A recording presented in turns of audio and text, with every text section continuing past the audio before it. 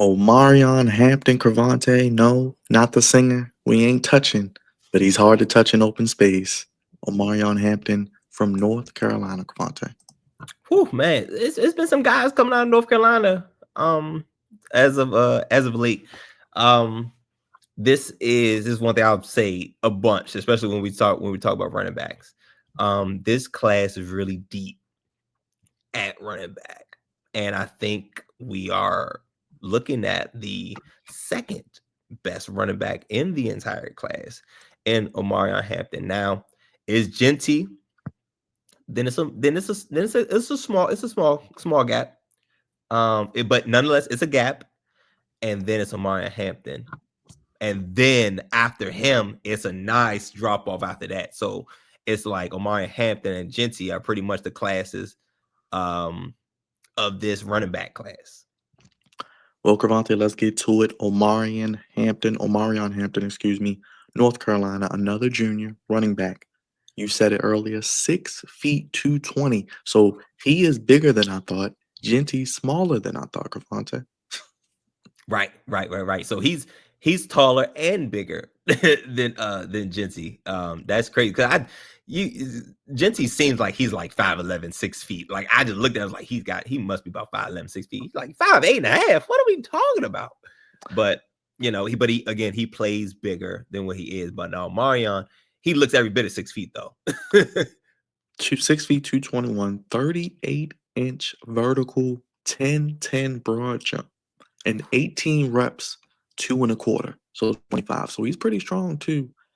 And I like this Gravante. I like to throw in these little nuggets. Turn down massive NIL money to stay at North Carolina. He could have played anywhere in the country, but he was loyal. So I always like to see that when guys come out. Are you going to take the money and just go, or are you going to be loyal to try to build something? He didn't take the money, and he stayed in North Carolina. So you don't hear that a lot. So when you hear stuff like that, you're like, okay, I like this guy. And that you're right. That's a plus on the character, side of the game. He's showing loyalty and and it sounds like he loves football because he's playing it with and missing out on opportunities to make money before it's really time to make money. And because it's so easy for athletes to do now, for him to turn it down, that is a plus in the on the character side of the game. And again, you at this point you really want guys who love football. If the guys love football, they'll do things like that. They'll show Real, loyalty, things like that. real quick to the numbers: 88 carries, 401 yards, 4.6 yards per attempt, six touchdowns, six receptions, 40 yards as a freshman. He was then second team All American, 253 carries, 1,504 yards, 5.9 yards per attempt, 15 touchdowns. Then last year, second team All American to who, Cravante?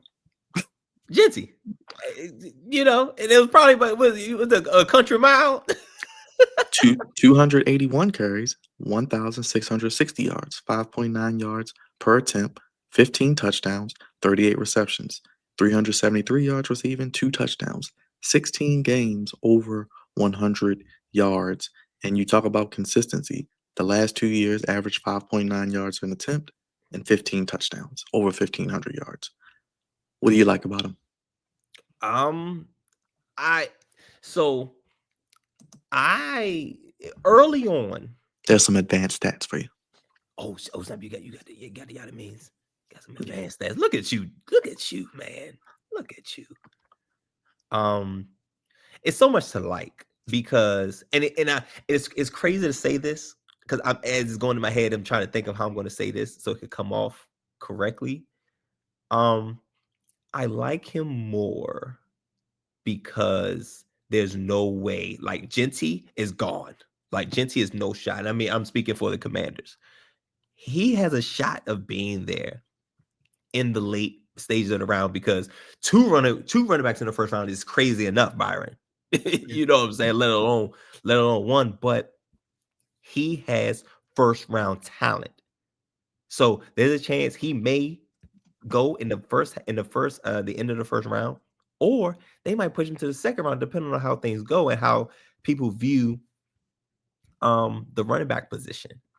But one, prototypical feature back. That's what he presents. He has NFL caliber size and power. Um, he's not one to go down. Oh snap! And he flipped my man's. He's pretty. He can. His balance is probably not as crazy as Genty's because Genty's center of gravity is lower to the ground, but he could break a tackle or two. Um, he's a better fit for a power scheme as opposed to Genty. Genty could probably be put anywhere. I don't like Omarion Hampton if we're playing zone. If you're in the zone running game, dynamic feet. Let's see what else we got. Can make multiple defenders miss. Talked about that earlier. Very deceptive speed. Did you say he's 40? 40 time was 4.46. 38-inch vertical, 10-10 broad jump, 18 reps, 2.25. And like I said, 16 games over 100 yards. So he pretty much is the every down back, Cavante, goal line, short yardage, all that. So I think he has very deceptive speed where you look like you're getting him, but then he just pulls away. And him run a 4.4, that's pretty much he looks faster, honestly. He looks faster on tape. But between the 4.46 and his damn near 11-foot broad jump, he's presenting like the explosiveness. He has a lot. And I say this a lot with the guys who can change games at the running back position. The home run ability. Can you get out the gate on 11 people? Can you get out the gate? And not just get out the gate, can you run away from people? That's the important thing. Because a lot of people get out the gate, but a lot of people can't run away. Him and Genty can run away from people, even when it looks like they're pretty much caught. So, and him being the second best running back is like, look at him. Yeah. He really be getting out the gate on folk. But if we have to go, we have to go to the weaknesses, right, Byron? We got to go to the weaknesses. North Carolina, right? North Carolina. So similar to Genty, competition.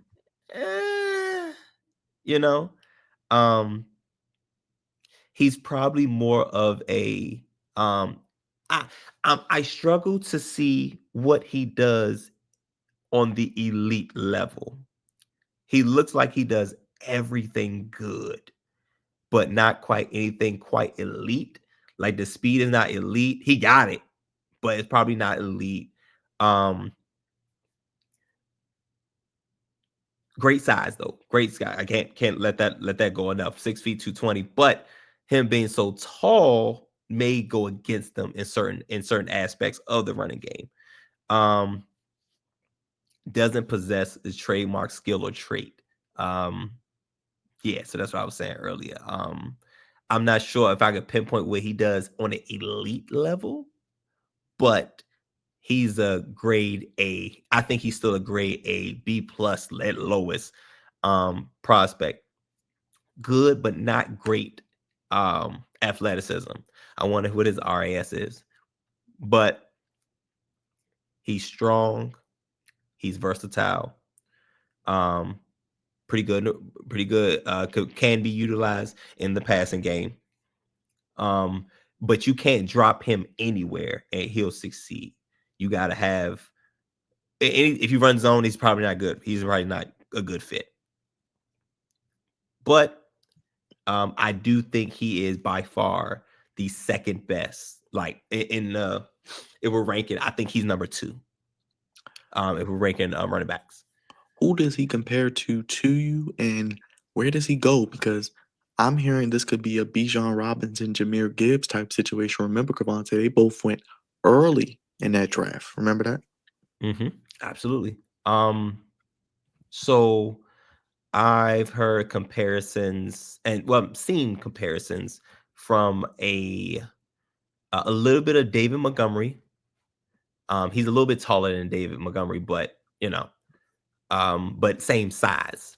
Um, a little bit of Ezekiel Elliott, but Ezekiel Elliott in the sense that he could bring the same intensity um, as an effective blocker and in the power, in the power running game.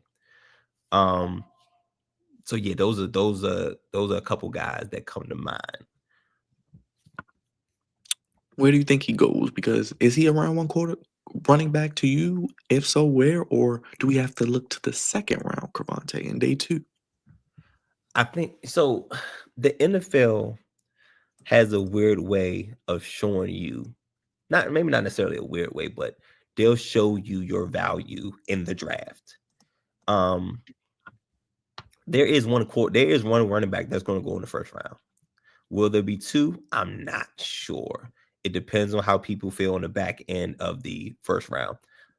As a Commanders fan, I would love for them to pull the trigger at 29. I don't care if we only got 5 picks, yo. That was I my don't next even question. care. Just because of the offense that we're building, Omarion Hampton might unlock something crazy with his offense. And we'll spread people out. You got Debo over here, got Terry McLaurin, Omarion Hampton in the backfield, and we getting this offensive line together. Man, will be a problem because honestly, Jaden Daniels carried us like in the passing game and the running game. So if we have a guy who could be the feature back and Jaden Daniels could run every now and then, maybe not as often as he had to last year, but Jaden Daniels like leading us in rushing is crazy. We can't have that. So we get a feature back, that's gonna set our offense off. But the offense wasn't our biggest problem last year. But if you want to put a cap on his offense, Omarion Hampton is the guy. I went to the second round, Cravante. Commanders at 29. I agree with you. Wouldn't hate that pick. But the second round starts with the Cleveland Browns. Now, we know they need quarterback. We know they need pass rush, maybe, I guess. They may go Travis Hunter, we're hearing. They could use a running back. Because remember, longtime Brown, Nick Chubb, released. They need a running back. They love to run the football. AFC North. He could fit right in and be maybe your best offensive player day one just because of his ability. This is round 2 though. The Raiders pick high in round 2, so if they don't take Genty in round 1, they could spin the block on a Raider or getting Omarion Hampton as a Raider. Saints. I mean, there's some teams up here, Cowboys. So I don't think he makes it past mid-second round. Yeah, I think that's his floor. I think his floor is the mid-second round because again, and I think this is gonna go against the running backs in a way because a lot of people are probably gonna feel like they can wait because there's so many solid running backs, really good to solid running backs. And I think of the good to solid running backs, I think Omarion Hampton is probably the best out of them because we get to elite status when we're talking about Genty. But there's so many of them. Like running back is probably going to be the most of all the positions that go in the second and third round. Probably on the second day, it's probably going to be mostly running backs. Especially I say especially that second round because it's some guys, man, that's really good that can be very beneficial to some teams. But I think Omarion Hampton's floor is probably that mid to second round, that mid second round. His ceiling is probably the back end of the first round, probably in the high 20s. Matter of fact, you know what? I'll say the ceiling is Denver Broncos. That's what I'll say. The ceiling is the 20. They pick 20 in the first round to probably about mid second round. That's his ceiling. Just in case Genty goes 6, 10, or 12, 20 would probably be his ceiling. Omarion Hampton, Cravante. I give the last word and let the people know what to do if they're watching this draft profile and let them know about the other ones. Oh man, you got to check us out, man. You'll find something you like. We doing profile after profile after profile. At the end of the day, it's probably going to equal to about 30.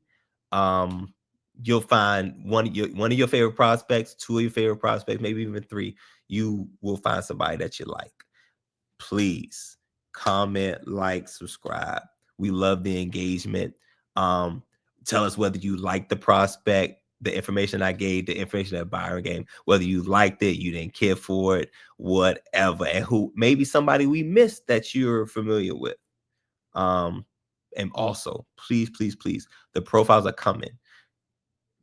Please make sure you hit that bell, and so you'll be aware of all of anything we do on the channel, let alone not just profiles, but anything we do with the Flex On podcast.